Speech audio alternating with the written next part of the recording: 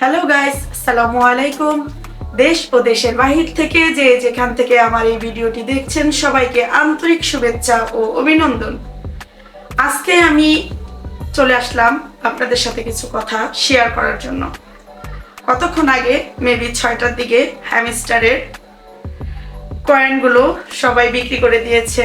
আপনারা কি যতটুকু শ্রম দিয়েছেন সবাই কি তার পারিশ্রমিক ঠিকঠাক পেয়েছেন? তো আসলে হ্যামস্টারের প্রথম সিজন, যেটা হ্যামস্টার ওয়াদাবদ্ধ ছিল যে তারা মোটামুটি ভালো একটা অ্যামাউন্ট সবাইকে দিতে যাচ্ছে। তো মোটামুটি বিশ্বের শতকরা 90 জন মানুষ হ্যামস্টারে শ্রম দিয়েছেন। হ্যাঁ, একজন মানুষ যদি 1 মাস জব করে তাকে পারিশ্রমিক হিসাবেও উচিত একজনকে বাংলা টাকায় 6 থেকে 7 হাজার টাকা পেমেন্ট করা। তো এমনও মানুষ আছে যে $2 $1 হ্যাঁ এরকম করে পেয়েছে। তো তারা যে শ্রম দিল, তাহলে হ্যামস্টার তাদের জন্য কি করলো? মানুষকে উপরে উঠাতেও পারে, আবার টেনে নামাতেও পারে। হ্যামস্টারের এটা মনে রাখা উচিত ছিল যে সিজন 2তেও আমার সেই মানুষের শক্তি প্রয়োজন। তো হ্যামস্টার আমাদের সাথে কি করলো? যা করলো সেটা তাদের ওয়াদা তো তারা রাখে নাই। তাদের ওয়াদার থেকে তারা অনেক দূর সরে গিয়েছিল। এবং এমনও মানুষ আছে যে 10, 12, 15, 20, 22, 25 দিন কিংবা 3 মাস শ্রম দেওয়ার পরও তাদের মিলছে কত? $11। হ্যামস্টার এটা ক্লিয়ার করে নাই তারা পেমেন্ট কিসের থেকে করবে। যারা শ্রম দিয়েছে তাদের তেমন পেমেন্ট নাই, আর যারা শুধু ইউটিউবিং করেছে এমনও মানুষ আছে শুধু লিঙ্ক দিয়েছে, ওই লিঙ্ক থেকে মানুষ জয়েন করছে, তাদেরকে কয়েন দিছে অনেক। সে কয়েনের ঠিকঠাক দামও কিন্তু পাওয়া গেল না। তো এই যে মানুষগুলো এতদিন শ্রম দিল, তো শ্রমের পারিশ্রমিক কোথায়? তো এখন কি আমি তো হ্যামস্টারে ছিলাম 22 দিন, 22 দিনে হ্যাঁ $11 পাইছি। তো যাই হোক, $11 মেবি 1,500 টাকা হবে। তো একজন মানুষ 22 দিন শ্রম দেওয়ার পরে কি তার পেমেন্ট $11 আসে? তো হ্যামস্টার এটা আসলে এক ধরনের প্রতারণা করছে।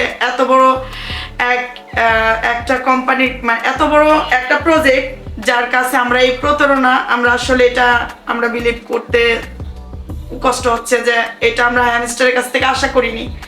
মার্কেট ক্যাপ যা ছিল তা তো আর বাড়ানো সম্ভব না, কিন্তু হ্যামস্টার যদি কয়েন ঠিক মতো সবাইকে বিতরণ করতো, সবাইকে যদি ঠিক মতো দিত, তারা যদি এইভাবে প্রতারণা না করতো, তাহলে হয়তোবা 2-3 হাজার টাকা হইলেও জনপ্রতি উঠাইতে পারতো। হ্যামস্টার কি করলো? আমি এখনো দেখাতে পারবো একজন 22 দিন শ্রম দেওয়ার পরে তার কাছে $2, সে এটা উঠাতেও পারবে না। আরেকজনের কাছে $1 একটু সামথিং এদিক সেদিক। তো এটা কি কারো কাছে আশা করা যায়? তো আপনারা এখন কি হ্যামস্টারকে সাপোর্ট করবেন, সিজন 2 খেলবেন নাকি সেটা আপনারা জানেন। আমি তো এই পর্যন্ত স্টপ, আমি আর হ্যামস্টারের মধ্যে নাই। হ্যাঁ, তো এই যেভাবে হ্যামস্টারকে সবাই মিলে উপরের দিকে উঠাই দিচ্ছে, এখন হ্যামস্টারের এটা ভাবা উচিত ছিল। আবার কি করলো তারা?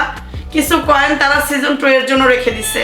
এটা তারা না করতো, এটা তারা যাদেরকে বেশি পেমেন্ট দিছে তাদের সাথে এটা করলে ঠিক ছিল যে না, সিজন 2 এ তাদেরকে বাকি পেমেন্টটা দিয়ে দেব।